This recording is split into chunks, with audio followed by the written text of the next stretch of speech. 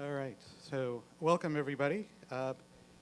We have about 45 minutes to 12 o'clock. Robin, what's our? Yeah, we've got to 12. To 12, okay, great. And let me get my notes here. So as we, actually, do we have the clicker? Yeah, it is the bathroom. Oh. Your name is in screen. Is it? Oh, sorry.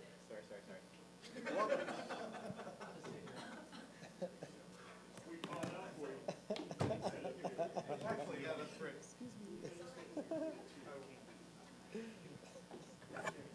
Okay, great. So actually, as before we get started, to set a little bit of context for this panel about building the entrepreneurial ecosystem, I want to take just a few seconds to put it into context. So yesterday, as we talked about the what I'm calling University 3.0 is as ecosystems of education and disruption. Oh, I've got to stand. You got to stand in the light. Otherwise, you can't see me. I'm just very, very dark. I'll actually sit down. This is a very interesting. Okay, so, and if we now, that would make for good YouTube Streaming. content. It'll be fun. Someone will put it in YouTube. Exactly. And so if the universities are an ecosystem and we think about entrepreneurial culture as an emergent property of many ecosystems interacting, we're now probably in the second or third iteration of thinking about how entrepreneurial ecosystems develop. And so just to take a very concrete example, for example, of the university, we're being asked at the university to not only do the things about education, but then to do things that normally you wouldn't associate with a university. So for example, up here, spinning off a science, a biotechnology competition, for example, with MIT, iGEM-E, working with and analyzing entrepreneurial ecosystems and seeding them around the world, which is part of REAP. MISTI Mexico, which is a very interesting program of having MIT students come to Mexico over the summer and work with startups and work with other organizations that are part of the ecosystem. And Mexico is just one of many, and I know there's several entrepreneurs here that have worked with them. And then also working with the diaspora of Mexicans in different parts of the world, but specifically in Boston, for example, La Red de Talentos de Boston is a group of technologists, scientists, and entrepreneurs in the life sciences, in materials engineering, and of course in digital media. And then lastly, the Enterprise Forum, which is a global network of alumni that work to promote entrepreneurship in the local region. And hopefully, in the next few weeks, we'll have the first MIT Enterprise Forum in Mexico. Stay tuned. Let me know if you want to help. So with that as a context, what we have up here is actually a representation from each one of those individual ecosystems. And so as to start and to follow a little bit of tradition over the last 48 hours now, perhaps we can start with 30 seconds from each of our panelists as an introduction. And oops, we can now take the PowerPoint away. And if in your introduction, 30 seconds, but also answer the question about what is unique about Mexican entrepreneurial ecosystem development that you think we should pay attention to, given your experience, and what is universal as a participant in whatever sub-ecosystem you have developed. So David, kick it off. Hey everyone, my name is David Weekley. In the San Francisco Bay Area, I helped start Super Happy Dev House, which was spread rather virally to Mexico by some people here in the audience. And I think one of the things that makes the Mexican hacker ecosystem so wonderful is, A, there are so many of these events. There are now more dev houses that have happened in Mexico than in the United States, and how this has turned into an explosion of startup weekends, and now we get this explosion of technology teams and companies that are building amazing things. And I think in particular, the high design sensibility, we heard about some of that in the keynote this morning, but one of the things that really jumped out at me about the Mexican hacker ecosystem in particular is not just that they're good engineers, but they're good engineers working with good designers to build well-designed products that can compete on the global stage. And that makes Mexico interesting. Thanks. Hi again, I'm Ariel Muslera with the Latin American Venture Capital Association. So I think that Mexico, as was mentioned before, is right now at a crossroads. From LAVCA, what we see is that there's a lot of buzz, and we've seen that happen to Brazil a few years ago. So the challenge, or I feel that it's the big opportunity, is to to take advantage of that. I haven't been to Mexico many times, but I see that there's a lot going on, and I'm hoping that we can see more and more entrepreneurs coming out of Mexico and getting successful stories, because I believe that the market is there, and everything that was said during the last 48 hours is a really powerful story. So it's up to you guys to take advantage of it. Hi, my name is Nobu Otsuka. I'm sorry to say that I'm pinch hitting for Fernando Jimenez. He has actually been tied up with the kind of what's happening in Haiti, so sorry about that. I'm working for the Multilateral Investment Fund at the IADB, and I remember that I created a first venture fund in Guanajuato 10 years ago. I'm amazed today by the presentation of wider representatives saying that we have tons of incubator, particularly 500. And before we're thinking about maybe Chile is the best country in terms of the ecosystem, but today probably Mexico surpasses that. So amazed that. Thank you. Yes, good morning. I'm Roberto Albisetti with the IFC World Bank for Mexico and Central America. We at the IFC have been following the creation of new enterprises in Mexico, particularly in the last 8 years. We have participated in 10 funds. The last one, the first venture fund investment for us. What I see particularly positive in Mexico in terms of ecosystem is what we call an interesting, and it is confirmed here in this meeting, in these 2 days, spillover effect from the United States, both on the creation and development of ideas and on the educational modules that are replicated. We know that there is no one size fit all, and these kind of experiences have to be rationalized based on the tissue that exists in the economy at the local and regional level. So this is the particularity. We also see that, I would say, innovation is not a prerogative of the high-tech or ICT industry. And Mexico is to some extent leading the way, increasing productivity with applied innovation and technology to the high value-added manufacturing sector. So this is what we see. Thank you. Hello, my name is Arturo Galvan. Maybe the oldest tech entrepreneur in Mexico, because I've been doing this for my last 25 years. I founded my first tech company in 1988, and it's been a roller coaster from there. And it's been 7 companies now. The latest one, Naranya, it's in the mobile ecosystem. And what I believe is that I really believe in this ecosystem because I've been doing this for many years. And what is exciting now is that there's a lot of people joining the party, and it was only me dancing in the floor a few years ago, and it was tough. It's like the salmon just going upstream, And but now it looks like the river is going the other way around, and I can see a lot of people joining.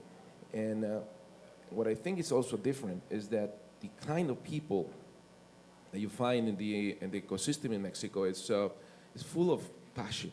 I think that's comes with the Latin, I think, kind of way of looking at things. You know, it's a talent and passion combination that you don't get to see in many places. And it might be because we feel that it's finally the time for Mexico, and we all are excited about it, and so it's getting more exciting and more passionate about it. So I think it's a great time. Thank you. Hi, I'm Andy from Agave Lab. I want to congratulate all of you guys for hanging around to the absolute bitter end here. I realize lunch is looming, so we'll be brief.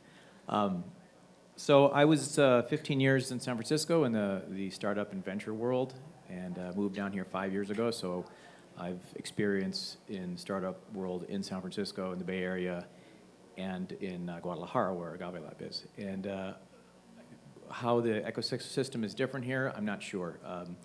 I've been trying to understand like some of the societal, cultural differences, and there are some things that stick out. I don't know whether they're just my own wacky imagination, but it does seem like one of the critical differences I see here is so much of business is operated in Mexico on almost a dynastic level, where families, long strings of grandparents and parents and children, all the money tends to flow in that direction. Where in San Francisco, everyone just arrived last year, so there is none of that. So it's in San Francisco, it's more of a pure-based economy based on merit, without a lot of thinking about like who's related to who, and you just don't have that in Mexico. It plays out in some strange ways, which I'm still trying to figure out. Thank you. So since each of you represent a different sub-ecosystem in some way in your experience, I actually have some specific questions for each of you. And starting with you, David, you've been a long-time and prolific contributor to the Silicon Valley ecosystem, specifically in collaborative spaces, whether it's physical or digital. And also you're a mentor, a very important aspect that we've talked about. And you're also a recipient of the benefits as a startup founder. Can you talk about kind of what it is that drives you to do that, and what is it about the institutions or the organizations that you first came in contact with that allowed you and inspired you to continue to do that? Sure. So I think a lot of the positive cultural aspects that make Silicon Valley work so well are aspects of culture that can be and are copied other places. And I think a lot of that comes from the particular history of the Silicon Valley in terms of both being established from a gold rush, right, where hard work was necessary but not sufficient for wealth, right? And this notion that anyone could make it, provided you worked hard enough and were lucky enough. Then combining that with the hippie movement of, you know, hey, we should all work together. You know, this sort of fierce dog-eat-dog kind of competitiveness is not productive. Turned out to be a really good way of approaching new markets, because if two people are going after a brand new market, if they start off trying to fight each other, they're not going to be focused on growing the market, right? Where I think there's this notion that if the market is really growing as big as we think it is, then we should help each other go and grow this market, and we'll both do well. If it's not as big as we think it is, both of us are kind of screwed, right? So you take this kind of combination of thoughts that we're going to need to work hard, that may or may not lead to success, but we're going to work hard anyhow. We're going to need to try a lot of different things, and we're going to need to help each other in that, right? That was just something that was out there in California, and that I really loved. There was a pay-it-forward mentality. There were people available in the ecosystem who were helping me, who were so far beyond me, who were already so popular and so wealthy that I couldn't meaningfully give back to them, right? And so it was this notion that, okay, I needed to turn around and take whatever wisdom I was able to garner from the entrepreneurial process and pass it on and mentor other people. So that's kind of a lot of the spirit that I distilled from Silicon Valley, in that when I've seen entrepreneurial ecosystems in other places like Mexico doing well, they take those same ideas, right? And so they are actively seeking mentorship at the same time as they are mentoring themselves, right? And they are sharing with each other. They're not afraid to go and share those ideas. They're openly discussing, openly helping each other, and just excited to be building together. Because an entrepreneurial ecosystem starts with the entrepreneurs, and entrepreneurship is all about building. That's what we got from the last panel. It's not about pitching, it's about actually building product that actually has traction. And then investors need to do what they can to support that. And so I take a look at how do we get those people excited about building, how do we encourage them, how do we help them, how do we build community for them, right? How do we help them in the building of that community? So it's a combination of the hippie movement merging with business. Yeah, I love it. hippie gold So, miners. How many hippies do we have in the room? All right, excellent. Old hippie.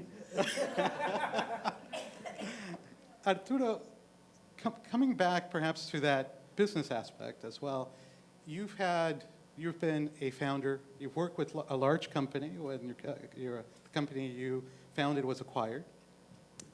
You're now again a founder of a company.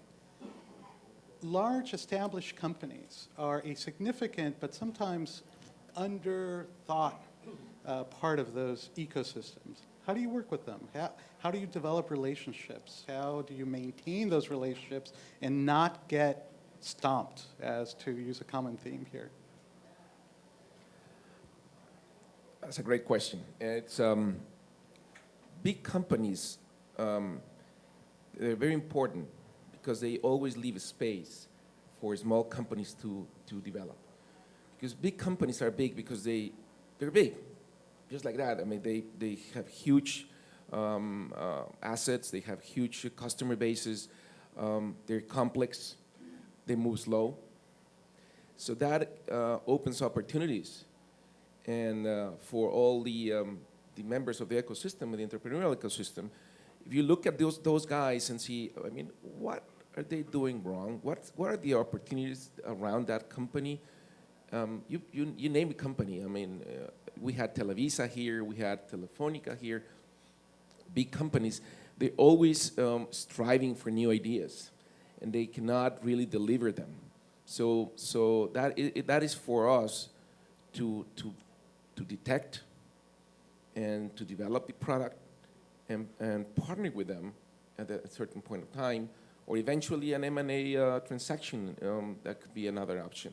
It's always looking at them as a way of getting ideas of how to create a new opportunity for your business. But do you keep an ongoing relationship with them, or do you keep them hands off, or do you find the inner hippies and the executives that work there? How do you make that connection? It's a arm's length relationship, I think. It's you have to be close, so you can touch a little bit of it, and learn and understand what are they facing, and then go back and to your office and think and develop the ideas that you have, because it's pretty obvious. I mean, when you go to these companies, you know what are their problems and their challenges they're facing. It's they're full of opportunities. But yeah, you have to be close to them. I mean, all my life I've been close to big companies, and I also worked for one of those, Telefonica. I worked for them because they acquired my company, and it was 3 years working for them. It was pretty complex, and I learned a lot about their incapacity of really being innovative.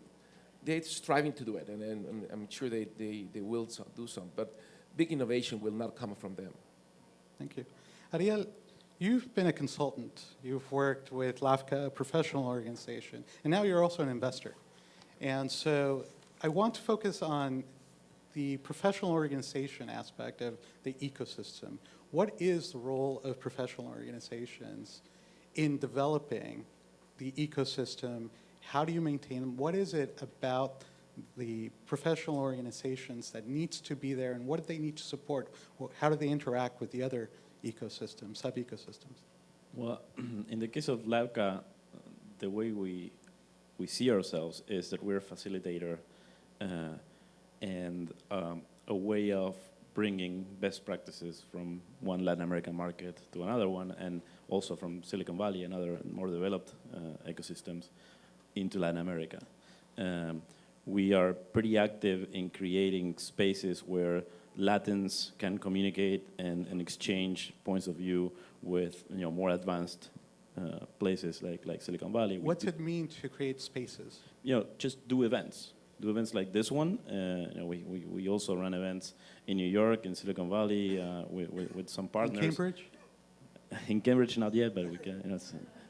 It's our next move, and that's really helpful. I mean, I've been with LAVCA since 2008, and it's amazing how the whole thing, especially in venture capital, because we cover also private equity, but in venture capital, I think that organizations like us, organizations like Endeavor, of course, that's been around for more years, are very powerful in bringing together people with the same kind of sense of urgency on building this type of ecosystems. And since 2009, I moved back to Argentina. I'm originally from there, and Argentina is a perfect example on how an ecosystem was built against all odds, almost. And a big part of that was that not organizations, but almost like a grassroots movement came up from the bottom of people that went through the cycle of creating their own companies and selling them and wanting to be mentors of new entrepreneurs. And I think that's really powerful. Interesting, thank you.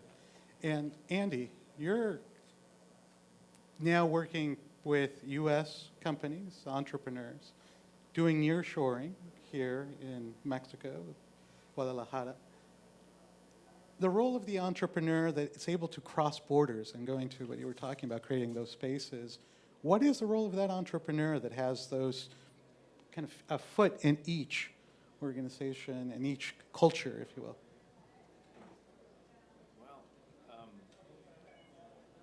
I guess, is this thing on? This switch. You get the dead one.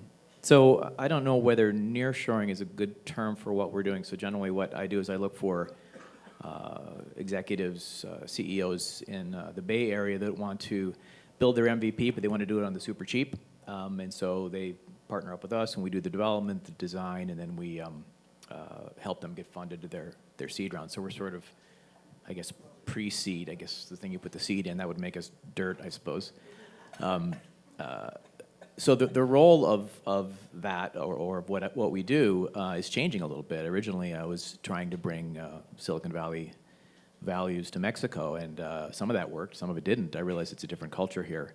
And now I'm actually trying to, my role now has evolved to be more Mexico-focused. Part of our portfolio are companies, early stage companies in Mexico, to help them to get started. So I guess, obviously, I've got a 15-year history in San Francisco in the venture and startup world, so I'm bringing a lot of that heritage with me. But my goal here is to encourage the startups here to, a little bit of a backdrop. One of the things I'm seeing with a lot of startups here in Mexico is it appears that they're very funding focused, where people are looking at getting the round, and that seems to be the end as opposed to a means.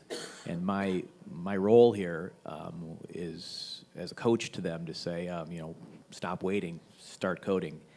So that's one of the things I liked about Mexico, is that it is so cost efficient that you can seed 10, 15 companies, and you can start at a very small level. I mean, just spend a couple weekends and a couple weeks and try to turn 100 pesos into 1,000 pesos. So start at that really low level.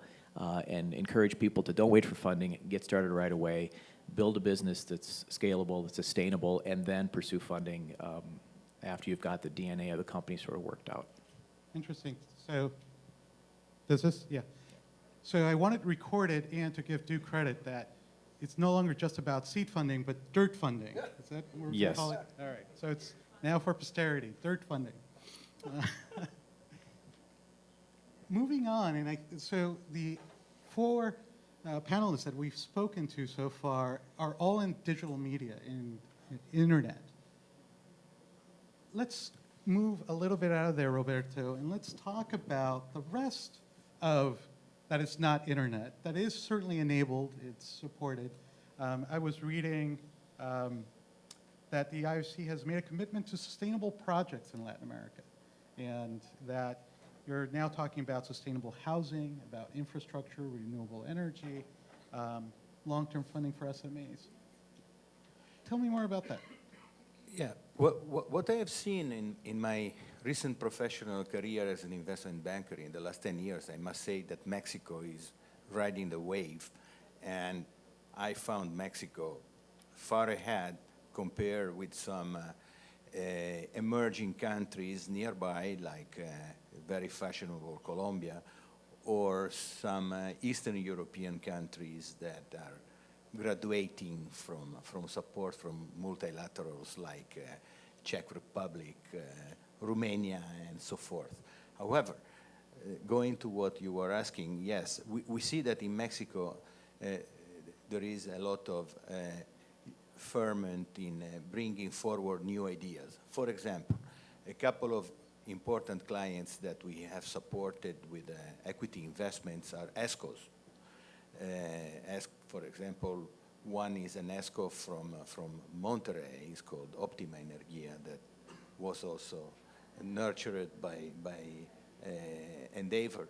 And then there is another one that is more on the financial side, but still an ESCO that is called Water Capital. Is another company where we invested. What do we do? They have brought an ESCO model from the United States into Mexico, and they have created the sort of leasing arrangement that is self-liquidating to make improvements, for example, in Everyone's okay. Nothing wrong. For our Well, viewers at home, I'm we're awake. still here. That nothing to do with sustainability. And for example, they have done a lot of good work to increase attention to efficiency and saving water and adding, for example, solar panel in the tourism sector. But what I have seen in Mexico, and I wanted to say, is something that the lesson learned that we can say we have in Mexico is that we all compete for price and quality, but also for innovation and applied innovation to manufacturing industry in particular. And if we look outside Mexico and we see where innovation have been applied outside the high-tech ICT industry, we have a few interesting examples that we may look at. I'm talking about Starbucks, IKEA, VW in Germany, Zara in Spain, and why not Le Cirque du Soleil in Canada? No? So there is innovation that is being applied to a broad array of sectors. And Mexico, I think, is showing the ability to create clusters where innovation is applied thoroughly in the different segments.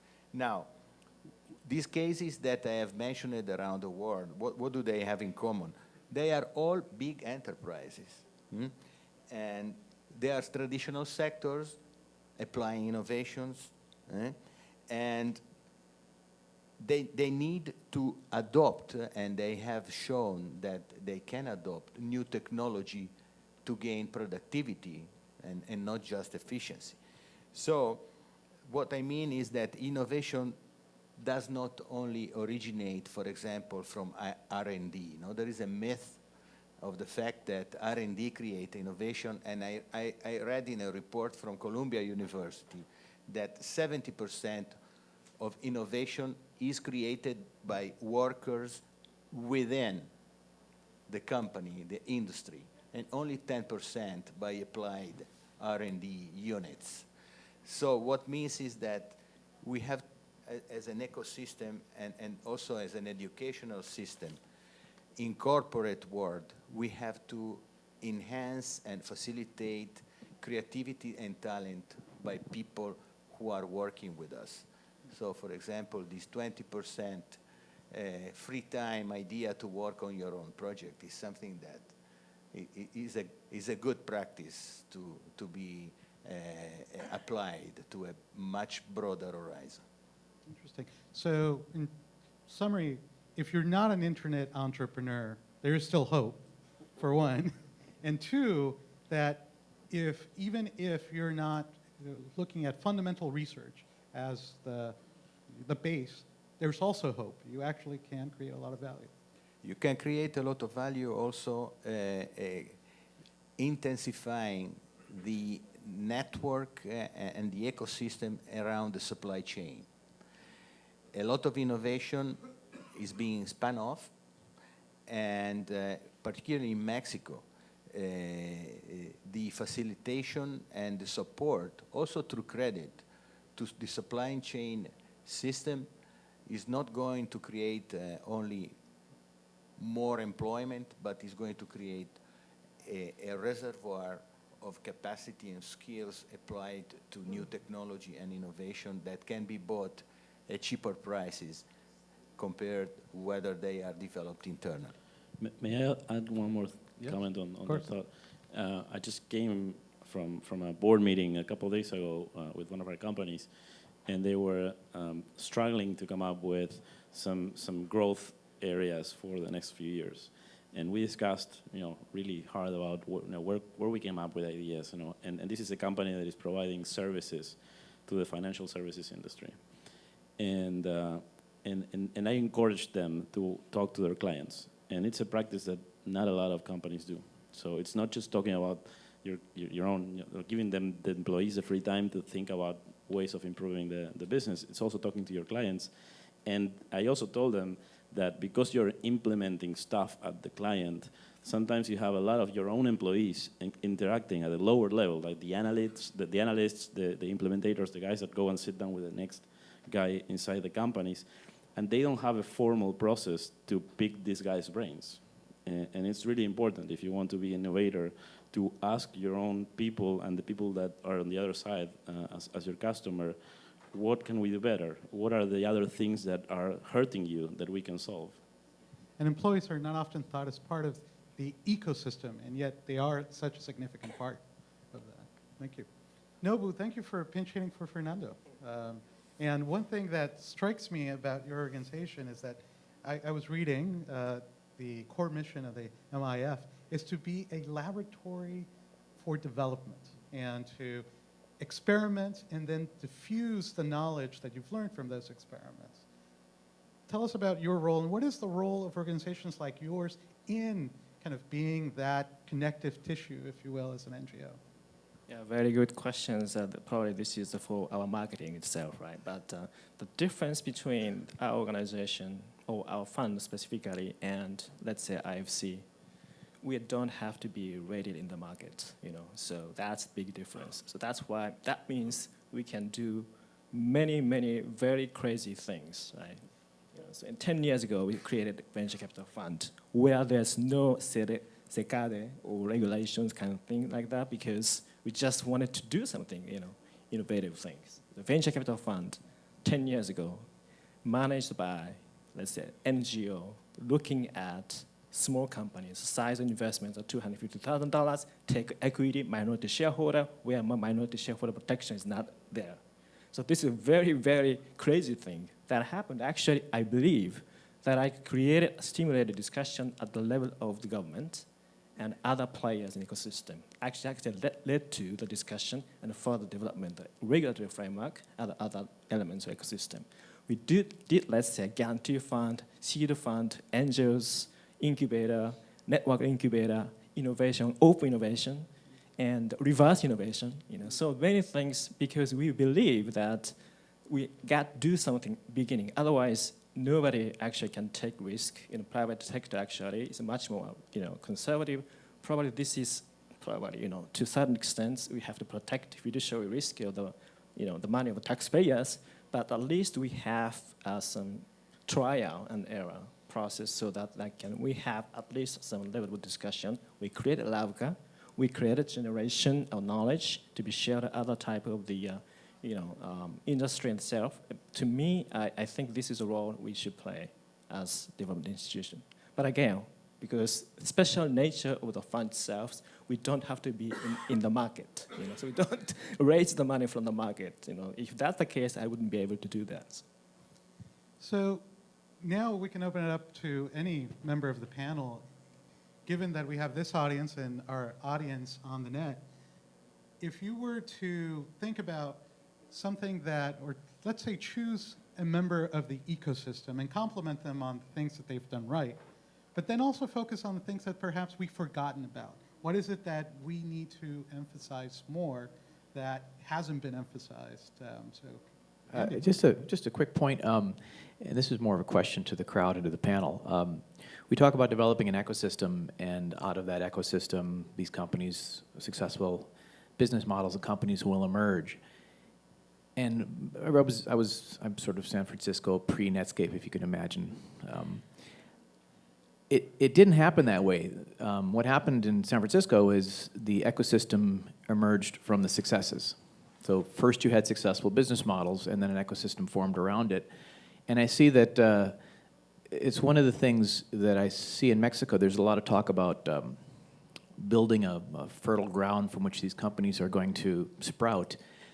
But I wonder if it would be more efficient for us to dedicate some of our attention to what are the specific things that companies need, and how do we prop up a couple high-value success stories that are visible and quite successful, and then use that momentum to build an ecosystem around it. And just a comment I'd like to get people's thoughts on. Yeah, actually I have one, because I'm from Japan. I was raised in Japan, so always thinking about all those big companies like Sony and Panasonic actually started with the small, right? So in 1945, when Japan has lost the war, there was no ecosystem anyway. So other type of the innovations in Japan actually has been created, because it's not because of the enabling environment ecosystem. It's rather the opposite. It's just despite the fact that the ecosystem was really adversary to the entrepreneur, actually they came up with new ideas. So, and I'm also citing the example of the talk of Daniel Eisenberg, who is a professor at Babson College. He has programmed the Babson ecosystem, building ecosystem entrepreneurial ecosystem program, and we always laughing at each other because that people are talking about Israel as an ecosystem. But he actually, from Israel, he always says that, if you want to emulate Israel, you should start war, right? But anyway, so I think each ecosystem has a different, idiosyncrasy, so that we shouldn't create or prescribe what ecosystem is all about. Maybe we should just facilitate. So adversity is part of, and perhaps a stimulant of, ecosystem development. Interesting. Well, thankfully, we have lots of that here. Anybody else? Yeah, I mean, I guess Argentina is also a good example of an adverse situation and how this tends to help an ecosystem. I think that in general, being an entrepreneur is a really lonely business in a sense. You kind of like start with nothing, and you have to build a company, and that company needs to raise money, and then they need to acquire customers.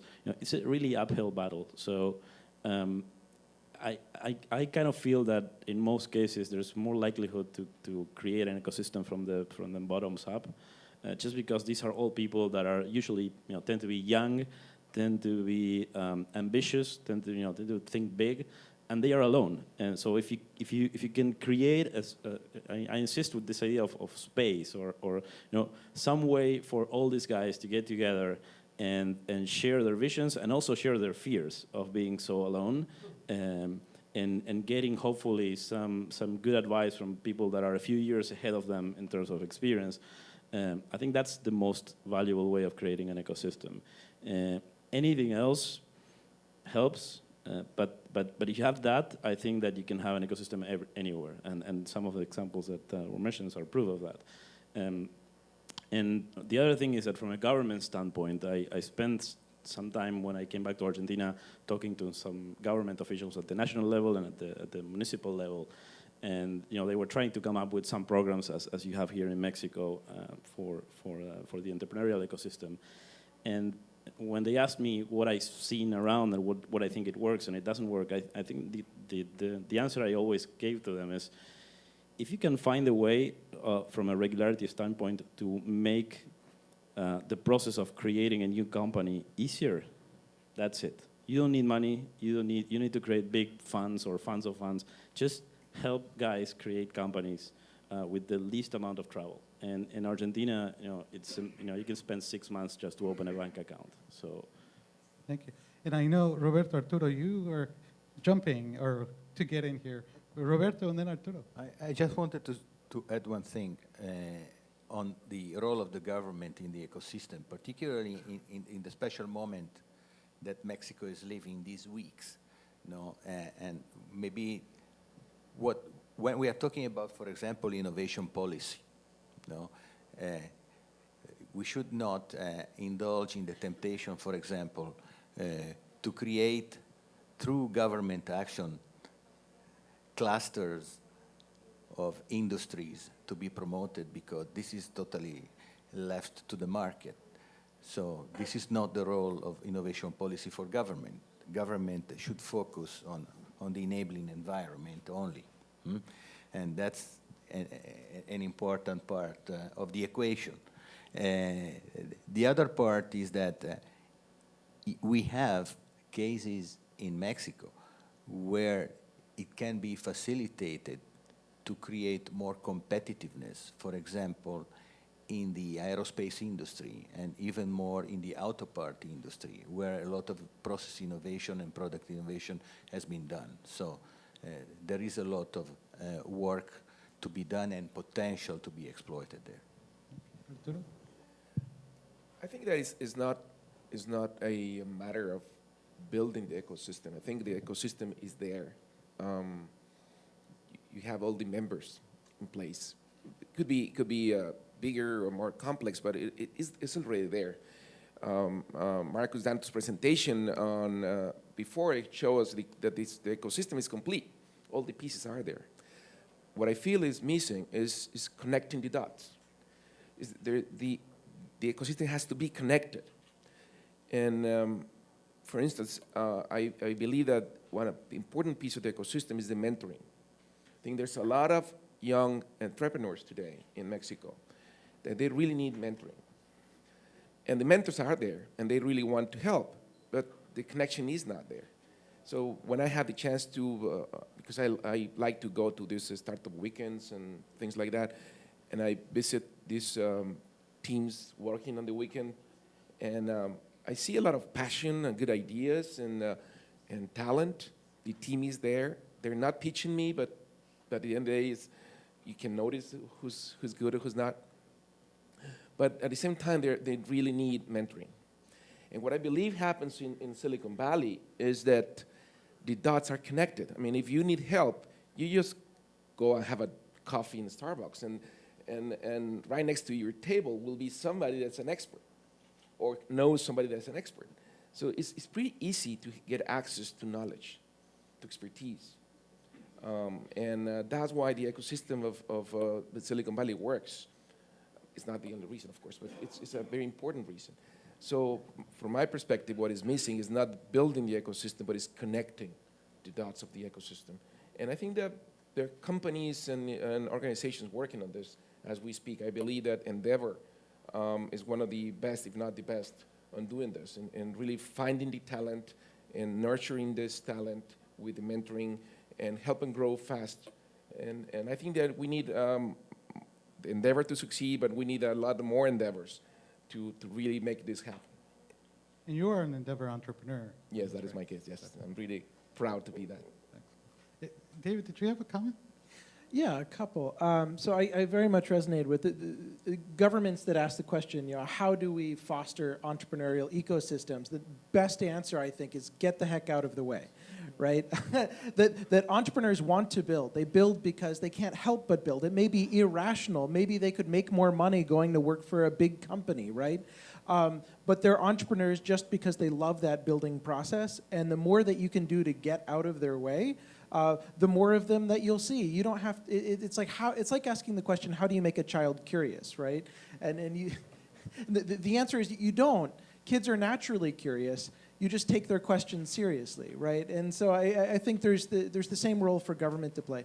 I think there's another aspect in terms of connecting entrepreneurs with each other that was also touched on that's really important, which is the emotional support that entrepreneurship requires, because entrepreneurship is emotionally brutal, right? Because at every given point, you're on the edge of success and you're on the edge of certain failure, and it's terrifying. And if you don't have peer support from other people who are also in charge of their companies, because you can't lean on the people who report to you and say, oh my God, the company's about to fold.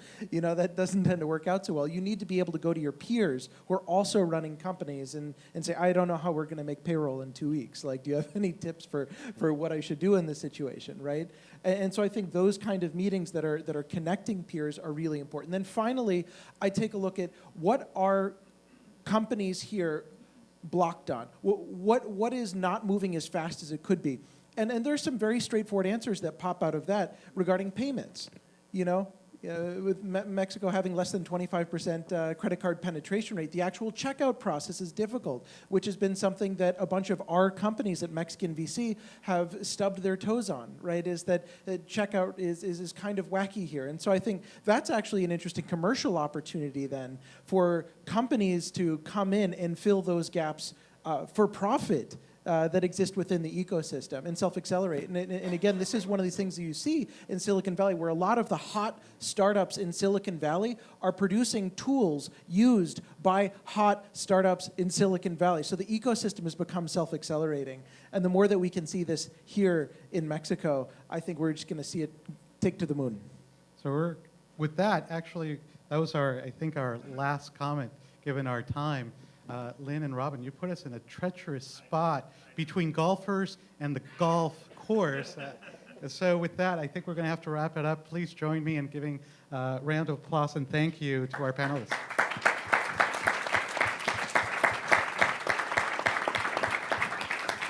We'll continue the conversation on Twitter and at lunch as well. Robin, Lynn?